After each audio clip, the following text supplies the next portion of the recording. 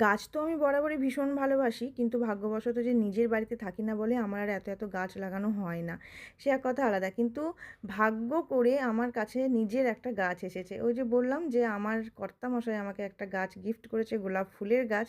তো সেটার জন্য তিনি টব আনেননি, তো শুধু গাছটাই এনেছে। তো সেদিন থেকে জানো তো এখনও পর্যন্ত আমার টবটা নেওয়া হয়নি, তাই ভাবলাম আজকে একটা টব কিনে নিই। তো বাড়ি থেকে হচ্ছে আমার এই নার্সারিটা 1 মিনিটের দূর। তো এই 1 মিনিটের দূরে আর আমাকে 2-4 দিন থেকে আসাই হয়নি। আজকে তো জোরই করলাম যে নিয়েই যাব, নিয়েই যাব।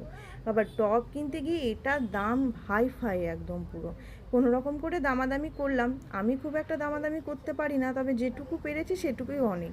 সত্যি কথা বলতে হচ্ছে, মেয়ে হয়ে আমি একদম কলঙ্ক। কেন জানো? কারণ হচ্ছে আমি তো একদমই দামাদামি করতে পারি না। আমার লজ্জাই লাগে। মনে হয় যেন যেই দামটা ও বলছে সেটা আমার কাছে যদি পোষায় আমি নেব, না পোষালে নেব না। জানি না কেন ভীষণ এরকম লাগে। চলো দেখো, আমি এবার টবের মধ্যে গাছটা লাগিয়ে দিয়েছি, এবার আপাতত বেশ ভালো লাগছে কিন্তু ঠিকঠাক।